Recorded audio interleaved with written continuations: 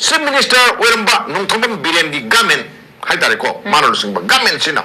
Masagi Kunga Pushing Se Asiga Sumba Awaba Tanabagi Labi Stagi Kananabagi Labi Mapawa Tambiram the Base A Nuiti. Yes. Go Ado Holding Matamley Matoli Matamley they go to check the policy Hui Zinamani BJP Ginatra so like an engine to Chadana Pulapai Animal Pireko Pariba Government or BJP Government BJP not Hong love you. Ima mayam mana hai Manipurda Norman ship the Hana de la Lu Aduga Nugi Nomaido a point of Koma Piki hai Ima Wise Jiko Ado Karuna Santana Loriba then Person Rugi Gamena Lorishina Ladiba Nomai Mayam Sinduna Maram Weraga Tandu Leta the Mama Lehenbari and he Keliko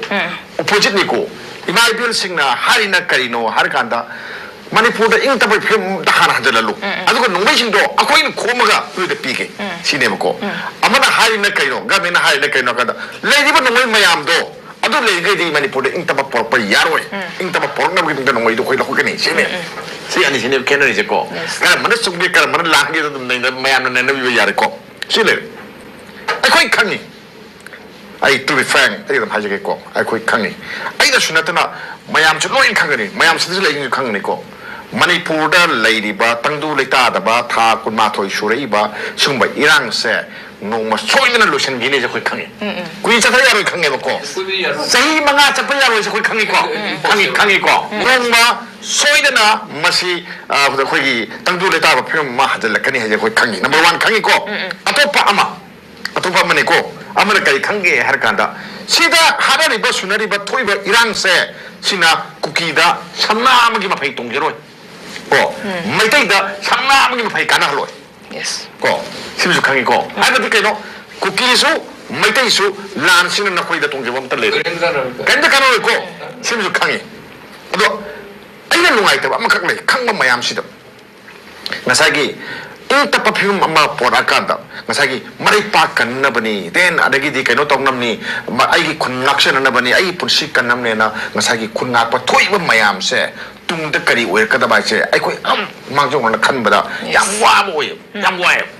zagi gamen ama leiring ida di madu nga tok maksin do mum mamido ado gamen ama leire su madu lu da diga ya ponte gamen nga ya ponte ko da ponte adu no mo mo awa ba tar kani se ko dum khangi awa ba ta ba ju je awa ba ta ba ora ni ko se awa ba ta ra bani ta do ni ko mayam yem biu si kamsa kamai to ga mayam kunga ko mayam sibu akhoi kamai to na moida lo gi protection piduino 하이버세 마시 마담두기 가멘투나 타박도 비람데 타박도 마시네 코네 암는 농낭이세 아코이 깨오래 가사기 머리파 간나버 토르키바 마콜 낭나버 토르키바 마자기 나 오리바 마얌 아마코 머리바 무시바 나 마얌도 호지디 깨도래 피아르기 만 락살라메 모이나 락살레코 아도 깨도래 호지 마이 만웅시다 무시 남도래 호지 남도니코 호이 남도니 호이 아와바 마얌 마이 오도니코 마시기 마땅다 아이나 밤자베 와니다 아이나 칸자기베 와니 거기 general amnesty 세 마시 가메나 피나 바 타랑시 토롱 거담 레버고 타랑시 마니푸르 가메나 general amnesty 피빙감데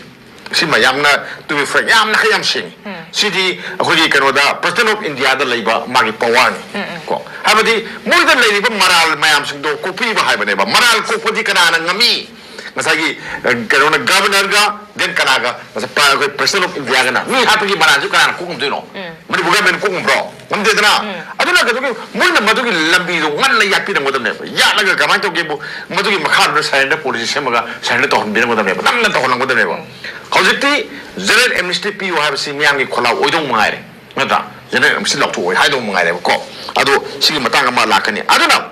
chief minister oiramba nongthomam birengi government 하이다리고 말을 쓴거 가면 지나 마사기 쿵악 버싱세 아시게 수금바 아와바 따나버기 람비스다기 간나버기 람비마 파와 담비람다버세 아이 농아이티 고 아도 호ling matam lei matam lei ga chapter policy hui injin amani bjp gi natra somla kan gi injin je tu re chapter pula pai he anima pai he ko pari ba government to bjp gi government ni bjp na thogang lobby lobby daga naha mayang gi policy kamai kan ga daga yeng biyo ko tuna president rule se matam khara legini leiriba president rule se masi center na thamagi na thamak pani kari mam gi thamak pano har kanda manipur da pale ba government pan gi ba government se masina miyamgi punsi lantum ngakpangamde ko law and order ngakpangamde kanagumba karana tong batawi sigi maram oiraga misam miyamda awaba mayam ama mayong nare aduna misam miyamda nongmai lehinba yade ano nongmai khongkut pase manipur ga mena ngamde bana akhoi thamage na thama amne ko khoi na sum yam lawidna present rule se thamdi kai no order daga na center na ne yeng na sum la yeng lai hai do uji yeng tra bane uji yeng tra bani ko yeng tra bani aduna moigi miyang makhada matang torokini development mayam su lakpa yai den adagidi uji aina yamna nungai taba yamna mi pai ba makhak lai chini ko aina lai mi pai ba lai si kari no ani haidu si ngasagi kerona governor na mara nongmai thinggalu aina mana haisi batam tharisi kogi keno dane tang kun phewai tang kun dane ko kun si tang kya do loduna gadi tang kun ga tari tadi lora mane na khali tang kun tel tel lori matam tharisi ko matam tharisi ai makha ta na sangdor kane ba thajati ko kogi faida leba popular government community ada ngasi si chief secretary na mana haire ko nongoi pikat pa haibasi nomoi thabak ni ada khoina matam sangna pi jam gram ni hai ma haire ko adodi 시기 막 하다라보다 그 동조인으로 하려거디 거기 너무 방나바 동니 하려고 너무 방나바 떨어 보시다 아와마 마야마 거기 people 마용도 내고 마시네 거기나 아니 양 길이지 양 길이지 노아이트 시네고 나사기 싱다 오퍼레이션 떨어 보야 싱기디 마양 갑게 정말 뭐이나 도도 오퍼레이션지 땅카이만 많이 빠오이 마시 홍르비니 싱기랍다 오퍼레이션 뭐 그만 많이 빠뜨리노 모두 또 그러 툭나고 모두 또 오버고 USK 타고나고 라미 마야암드나 아프가니스탄기 레이브스들 레이 마야암중도 락산망감 기대드나 남기들 고는 시엘이도 있고 아드나 오퍼레이션 또 바시 했다 난 아니 마야마 플랍 바샬라가 들 넘버야 본테 보고 미사 마야마가 또 도이니 아드나 카 와네 코타 파키디 얌 ngam네 보고 ngam듯이 가이노 마임다디 레레바 아두가 마와도 농메이 레히데 칸가 거 아도 미안해 수명도 농메이 레이블 때 봐야 되고 강무도니고 아드나 농메이도 방문해 보게 되먹다 마부 파거니 거 파도 미식가나도 파도지 강다비 마 뭐지 막 방은 과이등이 소원을 내라 막 불리세는 파도니 거 아두가 농메이 뭐도 농메이 레히는 하이도 시가나는 하이도지 가나 하이도는 홍라 그거지 말때 아무나 하이도니 그거 무슨 지용 거 싱도 살로바 국기인도 딱 봐요 마이 농메이도 만 빠기미 하이베 용 소야로 거 론 칸테 ताते उते science किने बको अखोई ताकनी कनार ताकनी police ताकनी अरुगा army ताकनी मयाम पिने को ममदो नंगै लेबनी एसे नुसीद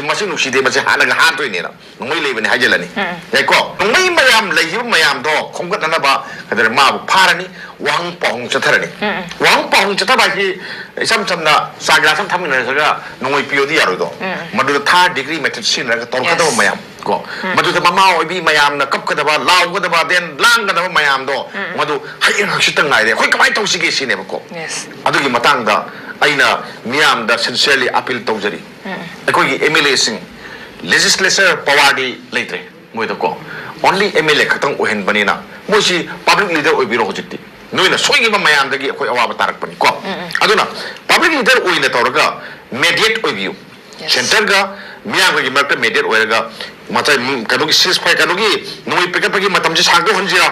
adu then adagi security force na olak pan nerak pada kamai tawdagi moi tawding ngamdrabanina adu then governor da hausi yaro army da moi hausi yaro ngolo biroi logo dodi kanano a union communist ami sada natro BJP na baru thang logo da bani sada na baru thang logo da bani kai dum logo do no adu moi lai setu natro aduna moi gi miyang ama darkar orak panina moi se miyam marta leibagi tangai phadaba ai leiba na phawi aduna quarter da lebi ganu mapan sapi ganu or sapodi ma kendra da lebi daga miyam gi awa nuai da khitang mo so saruk yabi wona ai